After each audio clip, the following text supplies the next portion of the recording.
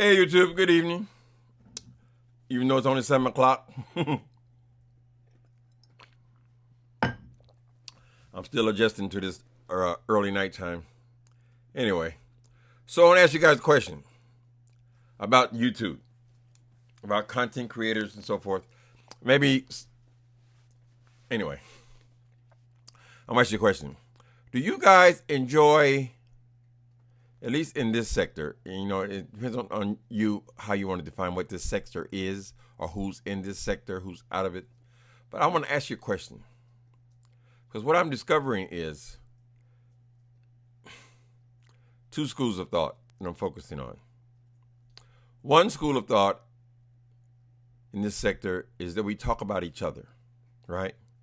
Each person has their Professor Moriarty. Do you remember the Sherlock Holmes, the original Sherlock Holmes, and all through all the Sherlock Holmes adaptations, really? It was always a Professor Moriarty. Now, Sherlock Holmes had different people he would be after and different crimes to solve and so forth. But it all seemed to come back to the arch enemy, the nemesis. Same thing with the superheroes. Batman, he had the Joker and the Riddler. Although I think Batman had, 5 or 6 of them. But it just never went past that 5 or 6 of them, right? And we were all able to be entertained by Sherlock Holmes and all the superheroes with their nemesis. So I'm wondering, is it entertaining to watch the same people arguing back and forth with each other? And I'm not being shady with this, at least in this video. I'm really curious to know, because you're never going to please everybody, right? There are always going to be people who come on and say, "Oh, you talk about that person too much. Oh, you do that too much. Oh, I unsubscribed." No problem. You're unsubscribed. I blocked you and you have subscribed. But I'm curious as to know is, because it can be entertaining for us. I know. The banter could be entertaining for us and boring to people. I know. I was watching Funky Dineva today, right? And he was talking. This is a few days old. He was talking about Flame Monroe. And anyway, in his video, in his talk, he was saying that he very rarely answered or beefed or criticized with other YouTubers. And I said, well, that's pretty much true. That's the other school of thought. The other school of thought is we're just going to talk about celebrities and what's in the news or random topics that we choose. But those people, and there's several in that class, who do not talk about each other. They talk about only celebrity gossip, and they do a lot of reviews for television, a lot of reality shows. I think that's what Funky Dineva's main thing is right now. Anyway, and I don't know if it's coincidentally or these are the smarter people or not, but those people have, generally speaking, bigger numbers. Big numbers. It's almost like you have to climb your way up to a certain level, and then you can switch off to, now I only talk about a certain, celebrities. I'm only on celebrity gossip. But, you got to go what's out there. If there's nothing going on that's interesting to you or that you are willing to research, then you're stuck with these, the arch nemesis. So, in the chat, could you please tell me, just be honest, we're all adults here, please tell me, is it more entertaining with the banter if you got 2 or 3 people you're always beefing with, you go back and forth? Because what I've discovered is, if you're beefing with a certain person, we're going to remain nameless in this moment. If you're beefing with that certain person, even though you say you hate that person, you don't like that person, it's one thing, why are you watching the person? To have so much information, because you have to go and get the information. You can't read nobody, you got no information on them, right? So you're staying connected in that way. And the other thing is, you're actually growing that person's channel. Because the more you talk about them, as you're talking about them, people want to know what the person said. And so they said, let me go to that channel.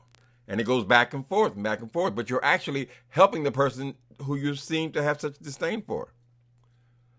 But it can be entertaining, because a lot of these people on here, on any given day, if you listen to their videos, they're packed with material, packed with wrong things that you can attack.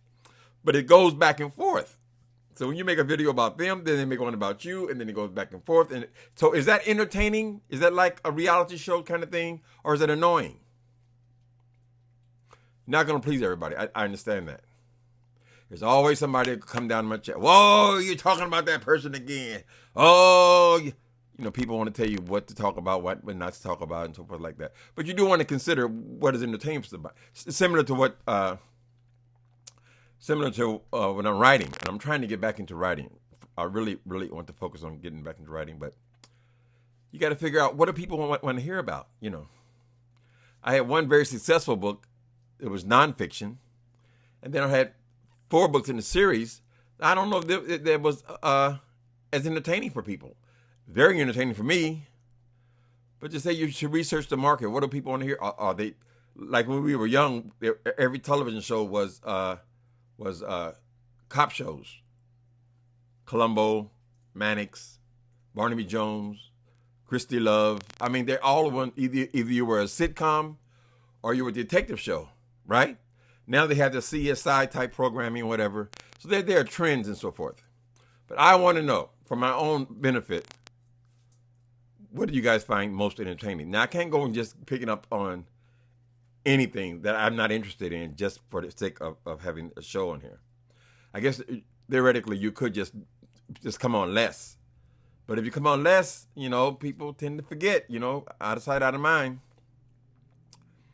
So give me your feedback. I'm asking for your feedback. Are you more entertained by celebrity gossip, celebrity news, or I know you're not that interested in politics, not coming from us, because there's so many people talking about politics, professionals who have been in the business for 50 years talking about politics. I'm pretty sure you don't want to hear that. But are the banters back and forth, are they entertaining for you guys? I know you guys are in there. I mean, you watch them. Sometimes we're kind of ashamed to say what we like, because how many people were ashamed that they liked Jerry Springer? It's horrible. But the ratings were high. So I'm trying to resist talking about the same damn people all the time. But they're just the gifts that keep giving. I mean, all you can do really is to completely ignore them and never watch anything to do with them. But someone else will mention something else dumb they did, and then here you are, and then you're back in it again. So you got to pretend that you don't like this. You know what I mean? So tell me what you guys think. Put it in the chat. I won't hold it against you. Maybe it's a little bit of this and a little bit of that, which I tend to think that's kind of what it is anyway. If something happens, a couple of days ago, we talking about Flame Monroe, something happens in the news that pertains to this community, automatically everybody talks about those things. But that's not an everyday thing, though, So how are we filling in the gaps? And how much do we really want to get back at these people? There are several things that I could say right now. Believe me, I could go on for an hour. I don't make long videos. I can go on for an hour just for the things that have been presented in the last few days that I don't agree with. But I have to wonder, now, is that just feeding my ego, just something I want to do for my own ego? Or do people actually want to hear your take on all that?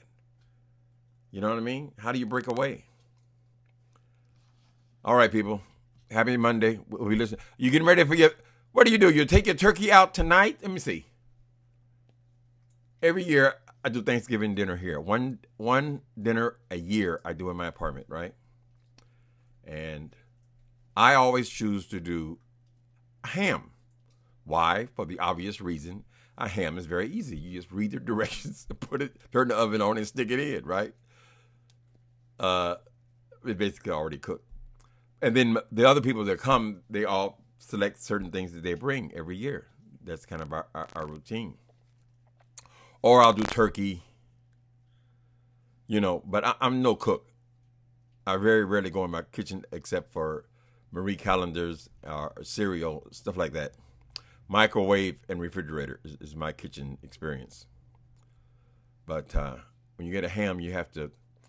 Yeah, last year I made a mistake of waiting too long. I thawed it out the same day I was supposed to cook it. So I think I'll wait till Tuesday. I think Tuesday you thaw your ham out. Is that right? Tuesday, thaw your ham out. And then Wednesday, you keep it refrigerated through Wednesday. And then you're ready to put it in the oven on, I got to remember. Thankfully, YouTube has tutorials on everything, including boiling an egg. One time I couldn't remember how long you're supposed to boil an egg. So I went to YouTube and it was three different tutorials on how to boil an egg. So you guys getting ready?